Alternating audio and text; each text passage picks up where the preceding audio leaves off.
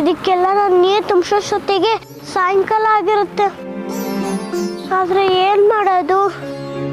ರಶ್ಮಿ ಅಮ್ಮನ ಮಾತು ಮೀರೋಗೆ ಇಲ್ಲ. ಏನು ಯೋಚನೆ ಮಾಡ್ತಾ ಹಾಗೆ ನಿಂತ್ಬಿಟ್ಟೆ? ಬೇಗ ಬೇಗ ಪಾತ್ರೆಗಳಿಗೆ ನೀರು ಸೇರಿ ತುಂಬಿಸು. ಹಾಗೆ ನಿಂತ್ರೆ ನೀರು ತುಂಬೋದಿಲ್ಲ. ಹಾಂ, ಪಾತ್ರೆಗಳನ್ನು ತೊಳೆದ್ಬಿಟ್ಟು ತುಂಬಿಸು. ಕೊಳಕ್ ಪಾತ್ರೆಗಳು ಹಾಗೆ ತುಂಬಿಸ್ಬಿಡ್ಬೇಡ, ಗೊತ್ತಾಯ್ತಾ? ಸರಿ.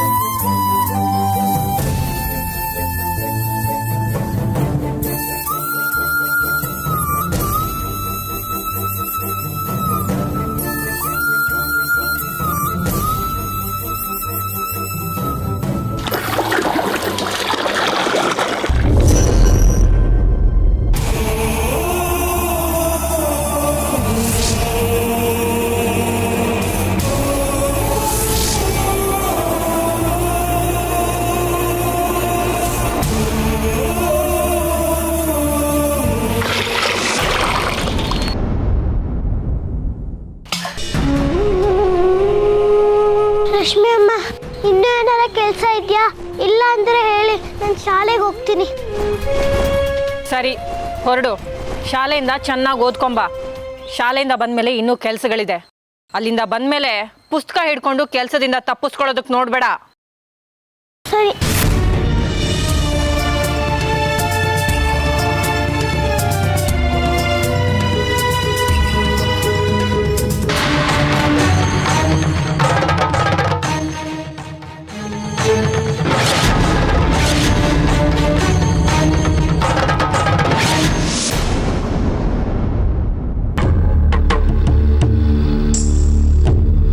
ಏನು ಮಾಡ್ತಿದ್ದಾಳೆ ಮಗಳು?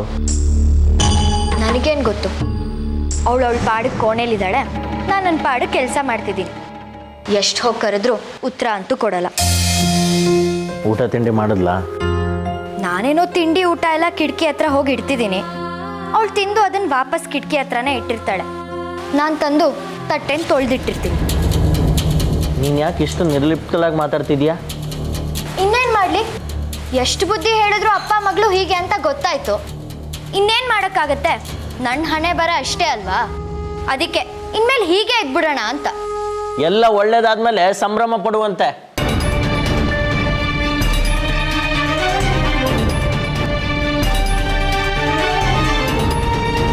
ಸೌಗಂಧಿ, ಪುಟ್ಟ ಸೌಗಂಧಿ, ಹೇಳಿ, ಈಗೇನ್ ಬೆಣ್ಣೆ ಸೋರಕ್ ಬಂದಿದ್ದೀರಾ? ಸೌಗಂಧಿ, ನನ್ನಿಂದ ತಪ್ಪಾಗಿದೆ ಮಗಳೇ. ಜ್ವಾಲಾಮುಖಿನ ನಂಬಿ ನಾನು ಎಲ್ಲ ವ್ಯವಸ್ಥೆನೂ ಮಾಡಿದ್ದೆ. ಆದರೆ ಆ ತ್ರಿಪುರ ಸುಂದರಿ ಅದನ್ನೆಲ್ಲ ಮೀರಿ ನಮ್ಮ ಕಣ್ಣಿಗೆ ಮಣ್ಣೆರ್ಚಿದಾಳೆ. ಮೊದ್ಲಿಂದಾನು ಅದೇ ತಾನೇ ಆಗ್ತಿರೋದು. ಅಮ್ಮನವ್ರನ್ನ ನೀವು ಗೆಲ್ಲೋದಿಕ್ಕಾಗಲ್ಲ, ಹಿರಣ್ಮಯ್ಯನ ನಾನು ಗೆಲ್ಲೋದಕ್ಕಾಗಲ್ಲ. ಈಗ ನನ್ನ ಮನಸ್ಸು ಸರಿ ಇಲ್ಲ. ಏನು ಮಾತಾಡ್ಬೇಡಿ ನನ್ನ ಹತ್ರ, ಹೊರಟೋಗಿ. ಆಯ್ತು, ನಿನ್ನ ಮನಸ್ಸು ಸರಿಗಿಲ್ಲ ಅಂತ ನನಗೆ ಗೊತ್ತು. ನಮ್ಗಾದ ಅವಮಾನಗಳನ್ನೆಲ್ಲ ಜ್ವಾಲಾಮುಖಿಗೆ ಹೇಳಿದ್ದೀನಿ. ಇನ್ನೇನು ಸ್ವಲ್ಪ ದಿನದಲ್ಲೇ ಆ ಹಿರಣ್ಮಯಿಗೆ ಹಿಂಸೆ ಕೊಟ್ಟು ಸಂಪೂರ್ಣ ನಾಶ ಮಾಡ್ತಾಳೆ ಅಂತ ಹೇಳಿದಾಳೆ. ಆಗ ನಿನ್ನ ಎದುರಾಳಿನೂ ನಾಶ ಆಗತ್ತೆ, ನಿನ್ನ ಶತ್ರುತ್ವನೂ ನಾಶವಾಗತ್ತೆ. ನಾವು ಸ್ವಲ್ಪ ದಿನ ಶಾಂತಿಯಿಂದಿರಬೇಕು ಸೌಗಂಧಿ. ಆಯ್ತು, ನನಗೆ ಸಮಾಧಾನ ಆಯ್ತು. ಅದನ್ನು ನೋಡೇ ಬಿಡೋಣ. ಈಗ ನನ್ನ ಪಾಡಿಗೆ ನನ್ನ ಬಿಟ್ಬಿಡಿ. ಆಯ್ತಮ್ಮ, ನಿನಗೆ ಹೇಗಿರ್ಬೇಕೋ ಹಾಗೇ ಇರು. ಆದರೆ ನಿನ್ನ ಖುಷಿಗೋಸ್ಕರ ನಾನು ಏನು ಬೇಕಾದ ಪ್ರಯತ್ನ ಪಡ್ತಾನೆ ಇರ್ತೀನಿ.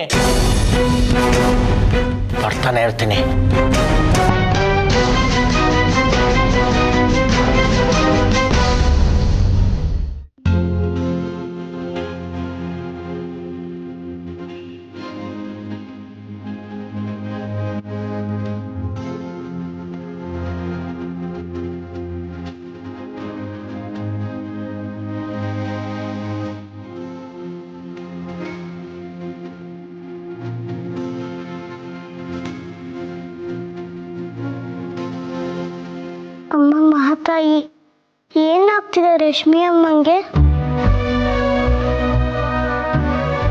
ಅವ್ರು ಯಾವತ್ತೂ ನನ್ನ ಜೊತೆ ಹೀಗೆ ನಡ್ಕೊಂಡಿರಲಿಲ್ಲ.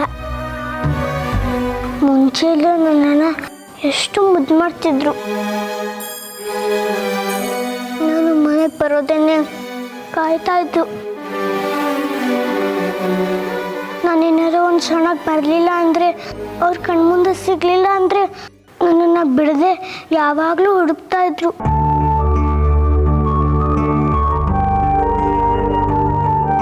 ನನ್ನನ್ನು ಹುಡ್ಕೊಂಡು ಅಪಾಯ ಲೆಕ್ಕಕ್ಕಿಲ್ಲದೆ ಕಾಡಿಗೆಲ್ಲ ಬಂದಿದ್ರು. ಅವರೇ ನನ್ನನ್ನು ಎಷ್ಟೋ ಸತಿ ಕಾಪಾಡಿದ್ದಾರೆ.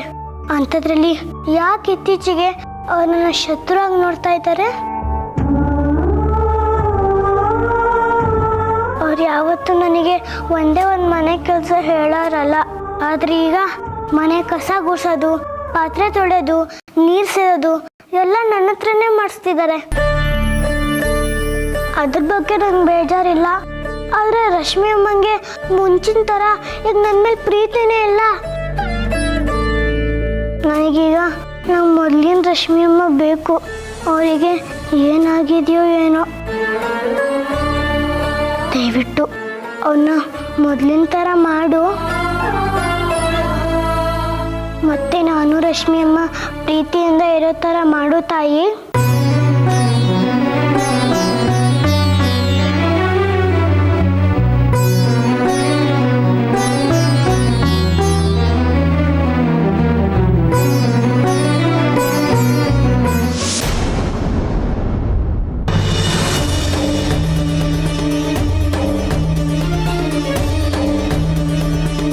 ಅಮ್ಮ ಜಗನ್ಮಾತೆ ಮಹಾತಾಯಿ, ಏನಮ್ಮ ನಿನ್ನ ಲೀಲೆ? ನಿನ್ನ ಅಂಶದಿಂದಲೇ ಹುಟ್ಟಿರೋ ಹಿರಣ್ಮಯಿಗೆ ಇಂಥ ಕಷ್ಟನಾ ತಾಯಿ? ಅವಳಿಗೆ ಪಂಚಲಿಂಗಗಳನ್ನು ತರೋದಕ್ಕೆ ಪ್ರೇರೇಪಿಸಿದವಳು ನೀನು. ಅವಳ ಸಂಕಷ್ಟ ಕಾಲದಲ್ಲಿ ಅವಳು ಕೈ ಹಿಡಿದು ನಡೆಸಿದವಳು ನೀನು. ಇವತ್ತು ಆ ಮಗು ಬಂದು ನಿನ್ನ ಹತ್ರ ತನ್ನ ತಾಯಿ ಬಗ್ಗೆ ಕೇಳ್ಕೊಳ್ತಿದ್ದಾಳೆ. ನೀನು ಅವಳಿಗೆ ಸಹಾಯ ಮಾಡೋಕ್ಕಾಗಲ್ಲ ಅಂದ್ರೆ ಏನಮ್ಮ ಅರ್ಥ? ಇಲ್ಲ, ಅವಳಿಗೆ ಸಹಾಯ ಮಾಡಲಾರದ ಪರಿಸ್ಥಿತಿಯಲ್ಲಿ ನೀನಿದೆಯಾ ಅಂದ್ರೆ ಇಲ್ಲೇನೋ ಒಂದು ಹುಡುಕಿರ್ಲೇಬೇಕು, ಇಲ್ಲೇನೋ ತೊಂದರೆ ಇರಲೇಬೇಕು. ಅದೇನು ಅಂತ ನನಗೆ ಚಿತ್ರರೂಪದಲ್ಲಿ ತೋರಿಸು ತಾಯಿ, ತೋರಿಸು ಜಗನ್ಮಾತೆ, ತೋರಿಸು.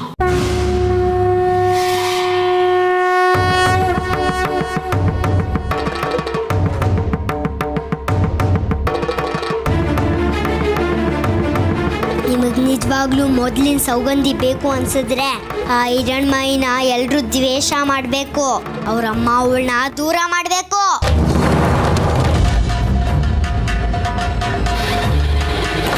ಹೇಳು ಮಗು, ನನ್ನಿಂದ ಏನು ಕೆಲಸವಾಗಬೇಕು?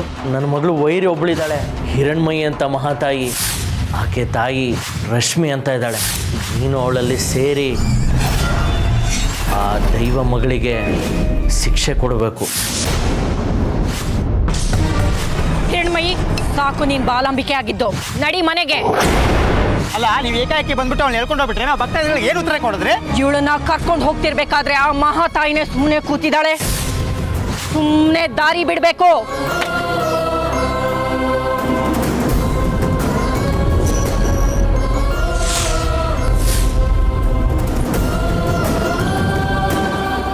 ನೀನು ನನ್ನ ಮೇಲೆ ಶಕ್ತಿ ಪ್ರಯೋಗ ಮಾಡುವ ಮೊದಲು ನನ್ನ ಒಂದು ವರವನ್ನು ಕೊಡುತ್ತೇನೆ ಎಂದು ಹಿಂದೊಮ್ಮೆ ಹೇಳಿದ್ದೆ. ಆಯ್ತು, ಕೇಳಿ. ನಾನು ಮಾಡುವ ಯಾವುದೇ ಕೆಲಸವನ್ನು ನೀನು ತಡೆಯುವುದಿಲ್ಲ, ಅಡ್ಡಿ ಮಾಡುವುದಿಲ್ಲ ಎಂದು ನನಗೆ ಮಾತು ಕೊಡು ತ್ರಿಪುರ ಸುಂದರಿ. ತಥಾಸ್ತು.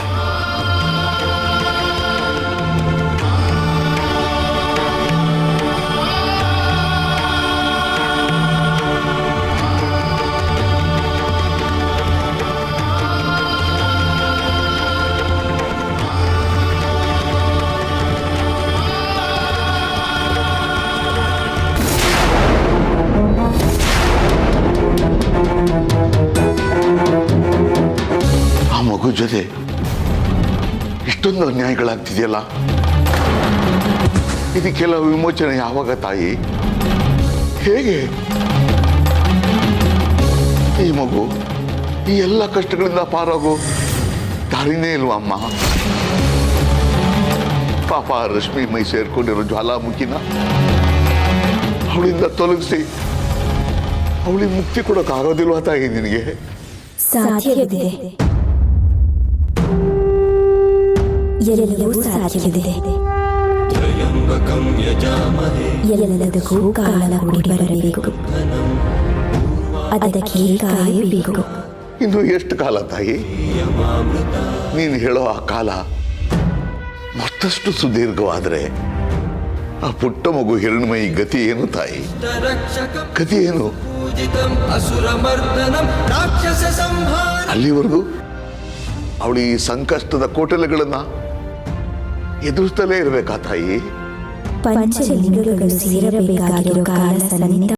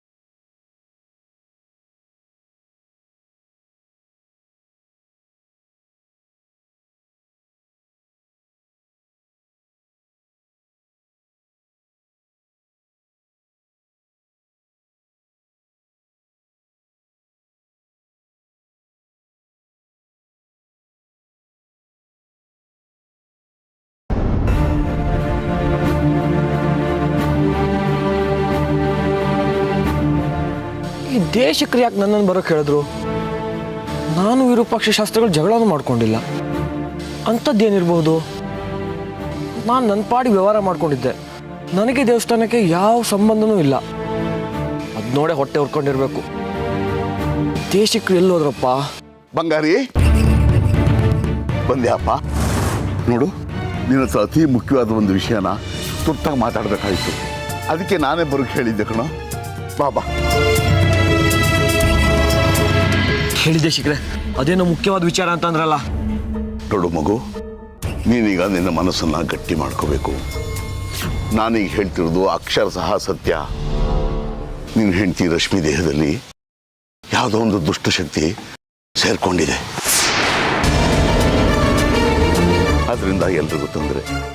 ಅದರಲ್ಲೂ ಮುಖ್ಯವಾಗಿ ನಿನ್ನ ಮಗಳು ಬಾಲಾಂಬಿಕೆ ಆಗಿದ್ಲಲ್ಲ, ಅದನ್ನು ಸಹಿಸ್ಕೊಳ್ಳಾರ್ದೆ ಯಾರೋ ದುಷ್ಟರು ನಿನ್ನ ಹೆಂಡತಿ ಮೇಲೆ ಪ್ರಯೋಗ ಮಾಡಿದ್ದಾರೆ.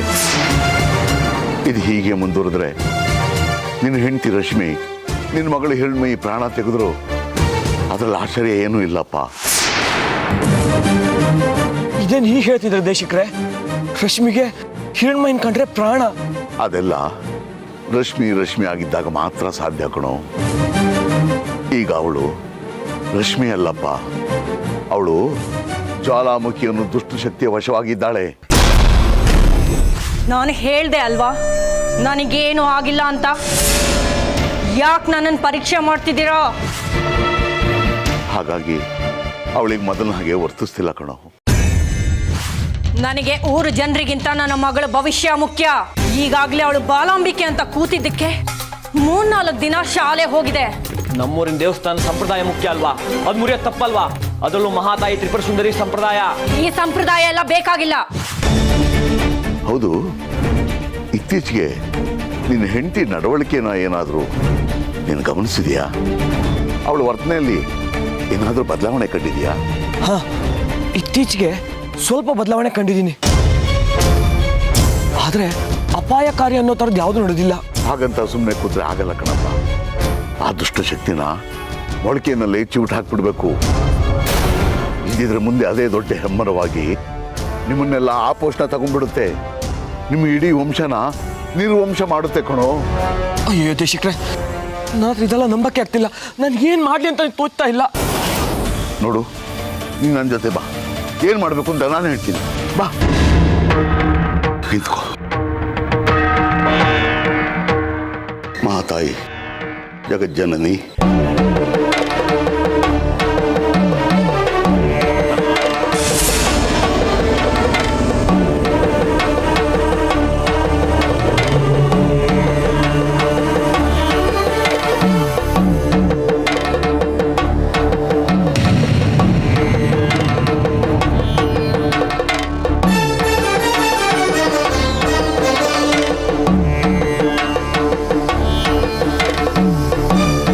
ನಾನು ಹೇಳಿದ ಮಾತಲ್ಲಿ ನನಗೆ ನಂಬಿಕೆ ಬರಬೇಕು ಅಂತಂದರೆ ನಾನು ಈಗ ಕೊಟ್ಟಿರೋ ಈ ನಿಂಬೆಹಣ್ಣನ್ನು ನಿನ್ನ ಬಲಗೈಲಿ ಇಟ್ಕೊಂಡು ನಿನ್ನ ಹೆಂಡತಿಗೆ ರಶ್ಮಿಗೆ ಗೊತ್ತಾಗದೇ ಇರೋ ಹಾಗೆ ಅವಳ ನಡವಳಿಕೆನ ಗಮನಿಸ್ತಾ ಇರು.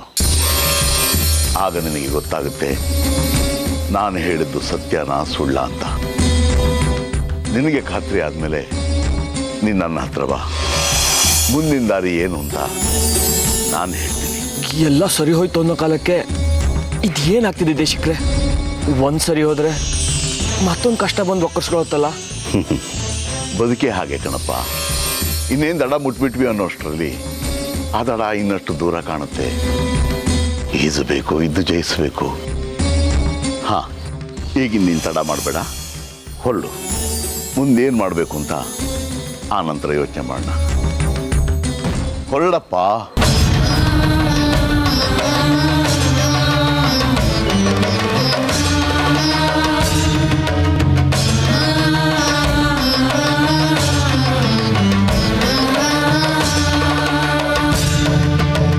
ತಾಯಿ, ನೀನೇ ಇವರೆಲ್ಲರನ್ನೂ ಕಾಪಾಡಬೇಕಮ್ಮ.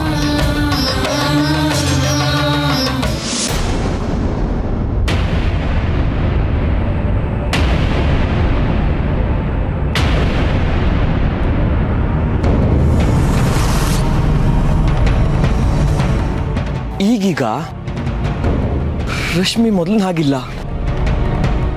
ಅವಳು ಬದಲಾಗೋದಕ್ಕೆ ಆ ದುಷ್ಟಶಕ್ತಿನೇ ಕಾರಣನ ಏನೋ.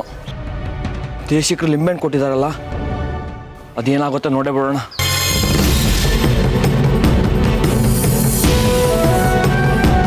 ಅಜ್ಜಿ, ರಶ್ಮಿ, ರಶ್ಮಿ, ಅಜ್ಜಿ. ಬಂಗಾರಿ, ಅವ್ರು ಯಾರು ಮನೇಲಿ ಇಲ್ಲ ಕಣೋ. ರಶ್ಮಾ ಅದೇನೋ ಕೆಲಸ ಇದೆ ಅಂತ ಹೊರಗಡೆ ಹೋದ್ಲು. ಇನ್ನು ನಮ್ಮ ಹಿರಣ್ಮಯಿ ಶಾಲೆಗೆ ಹೋಗಿದ್ದಾಳೆ. ಬಂಗಾರಿ, ನಮ್ಮ ಹಿರಣ್ಮಯಿ ಶಾಲೆಗೆ ಹೋಗೋಕ್ಕಿಂತ ಮುಂಚೆ ಅದೆಷ್ಟು ಕೆಲಸ ಮಾಡುತ್ತೆ ಗೊತ್ತೇನೋ. ಮನೆ ಕೆಲಸನೆಲ್ಲ ಅವಳು ಒಬ್ಬಳೇ ಮಾಡ್ತಾಳೆ. ಅದನ್ನು ನನ್ನ ಕೈಲಿ ನೋಡೋಕ್ಕಾಗ್ತಾ ಇಲ್ಲ ಕೊಡೋ. ನನ್ನ ಕೈಲಿ ನೋಡೋಕ್ಕಾಗ್ತಾ ಇಲ್ಲ. ಅದು ಸರಿ, ಅದೇನೋ ಬಂಗಾರೇನೆ ಮನೆ ನೀನು ಎಷ್ಟು ಬೇಗ ಬಂದಿದೀಯಾ? ಅಜ್ಜಿ, ಮೊನ್ನೆ ಮುಂಗಡ ಹಣ ಕೊಟ್ಟಿದ್ರಲ್ಲ, ಅವ್ರ ಹತ್ರ ಇಲ್ಲಿ ನಡೆದಿರೋ ವಿಷಯ ಹೇಳಿದೆ. ಅವರು ಬಾಯಿಗೆ ಬಂದಂಗೆ ಬೈದ್ಬಿಟ್ರು. ಇನ್ನೊಂದು ವಾರ ಸಮಯ ಕೇಳಿದ್ದೀನಿ. ಅಷ್ಟರೊಳಗೆ ಎಲ್ಲ ಸರಿ ಮಾಡಿಕೊಂಡು ಕೊಟ್ಬಿಡ್ಬೇಕು. ಅಲ್ಲೇ ಕೂತ್ಕೊಂಡಿದ್ರೆ ಯೋಚನೆ ಮಾಡ್ತಾ ತಲೆ ಕೆಟ್ಟೋಗುತ್ತೆ ಅಂತ ಮನೆಗೆ ಬಂದೆ. ಅಜ್ಜಿ, ತುಂಬ ಬಾಯಾರಿಕೆ ಆಗ್ತಿದೆ, ಸ್ವಲ್ಪ ನೀರು ಕೊಡ್ತೀರಾ? ಆಯ್ತಪ್ಪ, ತಂದು ಕೊಡ್ತೀನಿ.